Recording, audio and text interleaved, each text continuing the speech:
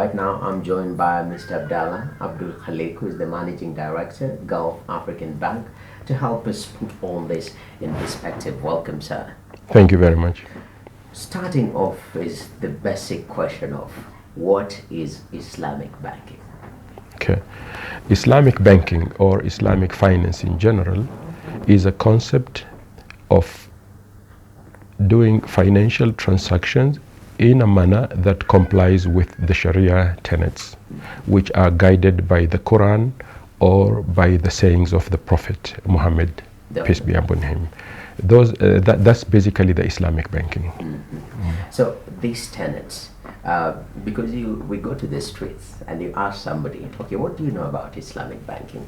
The first question is, no interest. Yes. Then you tell them expound, and they're like, no, I don't really understand what these tenets are. You've spoken about the tenets that Islamic financing follows. Break it down for us. What are some of these key elements? I know central is interest, which is known by a majority of people. Yes. Yeah. First, let's define what is interest. Interest, according to Islam, is any money that is earned from money directly without putting that money into use or trade. You give me 100 shillings, I pay you back 110. That's pure interest. This is what is not acceptable in Islam. So what Islam encourages is trade or partnerships in doing business together. Now, when it comes to trade, is buying and selling of a commodity. And that's why we also say that Islamic banking has to be backed by an asset that is being traded in between. If I buy the asset, whatever it is, whether it's a house or a car, or a machinery, it's bought by the bank and sold to the client with a markup price. Now that becomes profit. That markup, the difference between that markup price and the interest that you would pay in a conventional bank is that the markup price doesn't change. Even if it is a 3-year contract, 4-year contract, it remains the same. Okay, so from the beginning, the client knows that this is the amount that I'm supposed to pay the bank and the difference here is that the asset is being bought on cash basis and sold to you on deferred basis. And therefore the prices change and that markup has to be declared from the beginning, and it has to be agreed by both parties. Now the markup can be equivalent to what you would have paid as interest in a conventional bank. It doesn't matter, because that's your profit markup that you are putting in there. The only difference, as I said, is that it cannot change during the period. Okay, like what we have today, interest rates change every 2 months, every 6 months. That can change. That's one way of doing Islamic banking. The other one that I mentioned is through partnerships. Partnerships is we buy an asset jointly, where you participate by paying your contribution of 20%, for example, and the bank does 80%. And as we go along, it is to give you time to buy the bank shares of that asset slowly and gradually for a period of time, whether it's 5 years or 10 years, until you buy off the bank completely. Okay, now that is now a partnership. So there is no real interest involved, but in the partnership you would expect a return. For if we did buy a house, for example, through this partnership model, and your share is 20% and my share is 80%, then for you to use my 80%, you will pay me some sort of income or return in terms of, if it's a house, it will be rent, for example. Okay, now that rent can be equivalent to what you would have paid as interest elsewhere, and also rent can change.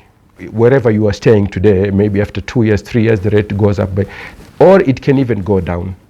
Okay, depending on the circumstances at the time. So that becomes now the difference between this and a conventional loan that you would take from the bank is that here is a true partnership if, for example,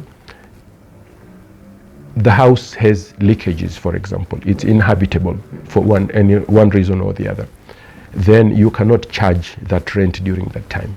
In a conventional bank, you will continue paying the interest, whether the house is habitable or inhabitable. Or if the house is damaged through an accident, earthquake, or floods, or whatever the reason, then if you lose the house, both of you lose the house, the bank and the client, because it's partnership. You cannot blame it on one party. If the house is insured and something like that happens and the insurance pays you back, at the time of the damage, you were owning it maybe on 30-70 basis in terms of the ratio. Then whatever amount is received from the insurance, each one takes his fair share of that, whether it covers the bank or it doesn't cover the bank. Okay, you only take whatever is the percentage that you own at the time of the accident. This can also be on a truck or a motor vehicle. If it's done, it is involved in an accident, the car is written off, whatever the insurance pays, it is split between the two on the basis of what is the shareholding at the time of it. So you see, that is fair banking and more ethical than blaming it on one party. Okay. Yeah. So what I've understood from you, what you're saying is that first of all, is partnership. Yes. Very important. The bank has a share. Yes. Of the said asset, for example, and then you two contribute towards that. Then you gradually acquire the bank share, which is at a fair rate. Yes. And the second one you spoke about, the one that you addressed earlier, is trade. Yeah. It's trade. Yes. Yes, definitely. You want to buy a motor vehicle, and you do not have the money to buy it on cash. Yes. You approach the bank. The bank buys it. Yes. For $1 million on cash basis. We pay the dealer 1 million, and then we sell it back to you on deferred basis. You pay me that same 1 million over 2 years. But now, because I'm selling it to you, I'm not going to sell it to you for 1 million. I'll sell you, for example, for 1.1 million. The 100,000 is my profit margin markup. Now that markup cannot change over the period of 2 years or 3 years that we have agreed. Okay. Now, speaking of that markup, yeah, compared to conventional banking, for example, if I took a car loan in a conventional bank, yeah, and I've been given a particular amount of money and it's accruing at a particular interest, compared to this markup that we have in the Islamic banking, you as a practitioner in the banking sector, how can you compare the two? Is it almost at par? Is there a wide margin between the two? It is exactly the same. Yeah, my markup will be guided by what is the market charging on the same kind of loan. Okay, at the time. The only difference here is that my price will not change over time. Conventionally, it will change based on what is the market interest rates after maybe 6 months or after 12 months. Okay, here the markup will not change. Okay. That is one difference. The other difference is also that if we have an agreement that you will be paying that installment amount on a particular date of the month, let's say you have to pay on the 5th of every month the installment amount.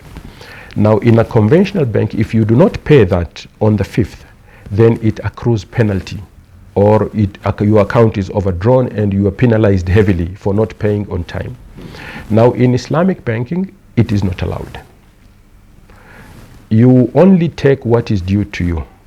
And here, the theory behind it is, it assumes that because you were not able to pay me on the 5th as agreed, it assumes that you are in some sort of distress or financial difficulty, so I cannot add more burden to you to pay me more. I have to be patient with you until it's easier for you to pay me back. So we cannot pay anything more and above that.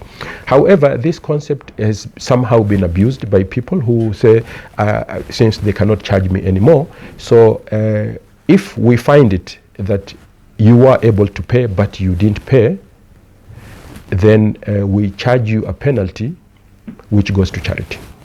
Oh, the penalty goes to charity. Goes to charity. Wow. So the bank is more humane. Absolutely, absolutely. These are the guidelines that were set in the Quran itself, that you cannot charge more than what is rightfully yours. And it also encourages banks to be patient to the people, not banks, actually anybody, even if you're dealing as an individual between the two of you, to be patient to the other until God makes it easy for him to pay. But when somebody takes advantage of that, that's when now you charge just as a deterrent, so that people don't misuse it. But then it is not halal money. It has to go to charity. Definitely. Now let's speak, you've outlined the principles guiding Islamic financing. Let's speak about innovation, because innovation is big time. True. In the current age, a lot of things are moving pretty quick, even in the banking sector. With these tenets, as an Islamic financial institutions, you uphold these tenets from the Quran. Yes. How are you encouraging innovation around it? Yeah. You see there, the guidance is there. It's very wide, and it can be interpreted differently. There are things that were happening even during the Prophet's time, when he was there 1,400 years ago, and the world has evolved so much that there are new things, new requirements that were not there. But now it is the interpretation of, if this was going to be this way, this is how you treat it. Okay, so today Islamic banks offer every product that is being offered by a conventional bank, but it has to follow a process that is more acceptable to the Sharia. It's mainly to do with the processes. And what are some of these processes that, if I am to get financing, I have to follow? For example, when we do not do, for example, lending without an asset that is without the basis of an asset behind it. I gave you an example earlier, when if you need to buy a car, first of all there has to be a car. Okay, the car has to exchange hands. I have to take possession of that car and I have to sell it to you. Okay, conventionally I can just give you the million shillings and you go and buy a car. I have to make sure that the asset is there. Okay, so these are some of the processes that, and there has to be an acceptance. I have to offer it to you, you have to accept my price, and everything has to be done in very clear manner, that there is no ambiguity in the contract itself. Before the interest rate cap, for example, I'll tell you, there used to be, every bank had its own base lending rate, which is set by the bank. Here, Islamic banking encourages fairness between you and your customer. If the base lending rate is set by the bank itself, what input does the customer have? It's, it's unilateral. You can decide what it is. Today is maybe 12, tomorrow you can make it 20. Who protects the customer? So Islamic banking says no. This lending rate, or whatever you will use to finance your client, has to come from a source that is independent of you as a bank, independent of the client. None of you can influence that rate. Okay, and that's why when we had now we have the CBR rate, which we cannot influence. It is done by people independently through a committee formed by the central bank and all that. So that conforms very well with the Islamic banking. Okay. Now you can say I needed to add a margin of 1%, 2%, 4% over that rate. That is also acceptable. There was a concept also that was suggested, okay, but the CBR rate can be very, very low, and I will not be able to finance people at such a low rate. Then I have to put a floor. That if CBR rate, for example, is below 7%, my rate will remain 7. Okay, because I cannot afford to finance anybody below 7. Then Sharia says if you want to put a floor to protect the bank, you also have to put a ceiling to protect the customer. Okay? Yeah, you see, everything has to be dealt fairly. You cannot have something that only favors the bank. Okay, that's the whole concept of it. We say that it's about fairness and ethical banking, or transaction between you and your customers. And this goes in all aspects of life, not just banking, as far as Islam is concerned. Definitely. So there is the balance. Yes. All parties have to have, an equal opinion at the end Absolutely. of the day. Absolutely. Before business is made. In Kenya, let's look at businesses. Yeah, majority of businesses are small businesses. True. Even you were speaking about, the red cap when Yes. it was introduced, reduced a lot of lending to these small businesses which do require. Let's speak about, credit access. Yeah, if I may put it so. Yes. In the Islamic financial system, right now I'm walking in town. I'm watching this video on YouTube or on TV, wherever I'm watching it from. Yes. What should I do? You're speaking about having an asset as a basis, as a backup for your transaction. Yes. For a small business which needs financing, how can they approach the financial system, Islamic financial system, and gain help? Yeah, well, you see, okay, this small business, what business are they in? What are they trading in? Let's say it's a small shop selling mobile phones, and they need to stock. There's already an asset there. The phone itself is an asset. So when they come for financing, they say, I need a working capital to conduct this business. Then the bank agrees, among other things, we will buy the phones for you. Okay, we pay the vendor, whoever is supplying you those phones. You do the selling, you take your profit, whatever it is, and whatever we have agreed, we do the sharing of that. So we support all kinds of businesses, except when the business itself is not acceptable in Islam. What are some of these businesses that are not acceptable? For example, gambling is not. So we don't deal with casinos. We don't deal with institutions that sell alcohol. Okay, pornography. Okay, so as I said, there are things that are not acceptable in Islamic banking, even though they may be legal in the country itself. Yes. Yeah. So we also choose. We don't deal with tobacco because we think it's harmful to human. We don't deal with anything that is harmful to human, whether it's climate or what, and anything that can cause harm to a human being. Islamic banking will not support. Definitely. Now you've worked in the banking industry for over 25 years, and you've seen the way financial institutions, especially the conventional banks that we have. You worked in some of those. They are also trying to tap into the Islamic financial system sector. Yes. So far in Kenya, I know Gulf African Bank, you are fully financial, Islamic financial institution. But for these conventional banks, so far the uptake of Islamic financial tenants into their system, how has it been in Kenya as we speak? Yeah, we have had, right now we have 3 fully fledged Islamic banks that are just doing, which is Gulf African Bank, First Community Bank, and DIB Bank. Yeah, then we also have windows within other conventional banks that support Islamic bank or customers who wish to take Islamic banks. Windows provide that service mainly to retain their own customers, so that they don't, those who wish, it's like an additional facility that they offer. To me, I have not seen this bank being very, very aggressive in terms of that, but it's when you have a sizable number of customers who require a certain product, then you have no choice but to offer it to them.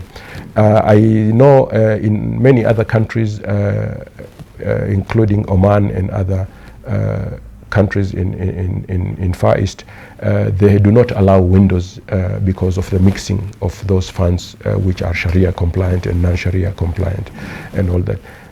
But in Kenya it is allowed, and I think they are properly regulated as far as Islamic. They all have their own Sharia boards. They have acceptable sheikhs who oversee the transactions.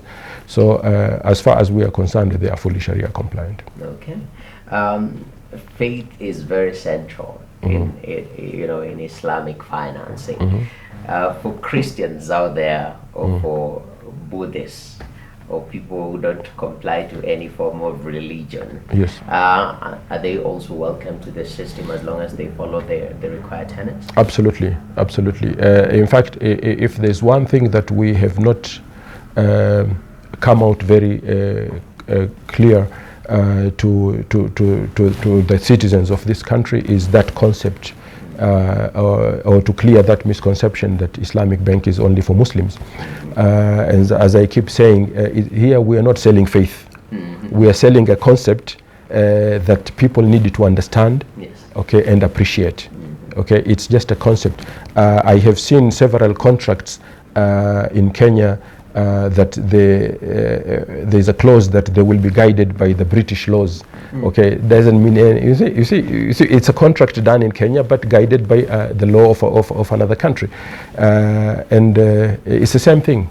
It's just a financial concept that you need to accept and appreciate. But it's open to people of all faiths.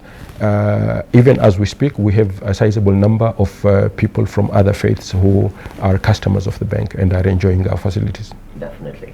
So the key takeaway from this conversation is that if anyone is interested to partake in the financial, Islamic financial institutions, understand the tenets. If you're coming to Gulf African Bank, understand that there should be an asset backing. You understand how, and that's what we've discussed in general. And I hope from that you shall be getting more customers. I hope so too. We need to do more. We want people to become more inquisitive about it, so that they can approach us and ask more questions about it, and I am sure they will appreciate this concept. Definitely. And thank you very much, Mr. Abdalla. Thank you. We appreciate you taking time to speak to us. Thank you very much. Right, so there you have it, Islamic finance. Very, very unique. Been there for ages, guided by Islamic principles and tenets. It's very clear. So if you want, it's welcome to everyone. You don't have to be a Muslim. You might be a Christian, but you need financing. The discussion has clearly outlined that there should be an asset to back up the transaction, something physical. Again, in terms of regulation, there is the aspect of independence and fairness. So you as the customer, your views are taken in, also the bank as an institution. So there is that balance, which is very important. But I do believe this discussion will go on online. If you have any questions, of course, the hashtag is CEO Chat. Thank you very much for watching. I'm Noki.